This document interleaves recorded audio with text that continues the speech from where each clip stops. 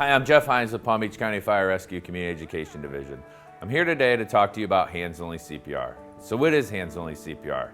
It's exactly what I said. It's compressions with just your hands. No more breathing, no more checking for pulse, just doing compressions.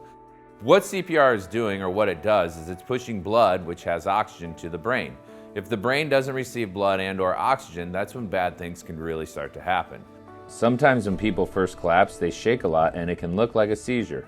Unless they have a history of seizures, assume this is cardiac arrest.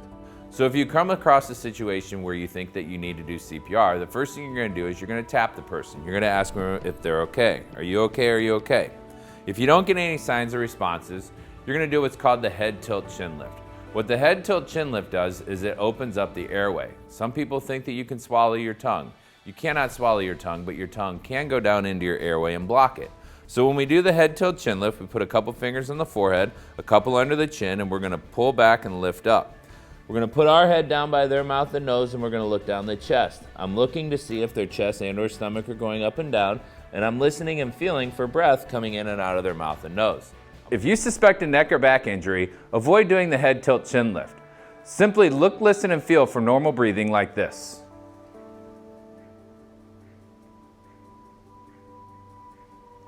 The breathing coming from their mouth and nose should be normal.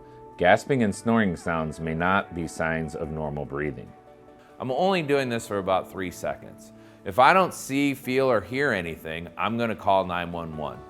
After I call 911, I'm going to expose the chest. Once I expose the chest, I'm going to take my right hand or my left hand, doesn't matter, whichever you're more comfortable with, and I'm going to take the heel of that hand and put it in the center of the chest. Then I'm going to take my other hand, lock my fingers, lock my elbows, lean over the person, and use my weight to do my compressions. My goal is to do 100 to 120 compressions per minute and to compress their chest to a depth of 2 inches. When doing compressions, make sure the chest recoils or comes back up before compressing again. I'm going to continue doing this until one of 4 things happens. Number 1, advanced help comes. Police or fire show up. Number 2, somebody else comes along that's comfortable or they know how to do the compressions. Number 3, they come back to life, which most likely will not happen with compressions only, but if it does, that's another reason to stop.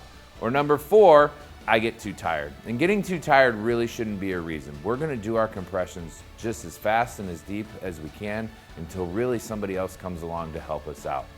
When you do your compressions, the best place to do them is going to be on a hard, flat surface, which most of the time is going to be the floor. If you can safely get the person to the floor, that will be the best place to do the compressions. If not, do compressions wherever the person is. Now, people have a big concern that you're going to hurt the person or you're going to break something on the person. Those things probably aren't going to happen, and if something did break, it's not going to be detrimental to them. What is going to be detrimental is their brain not getting blood and oxygen. So here again, if you come across a situation, tap the person, look, listen.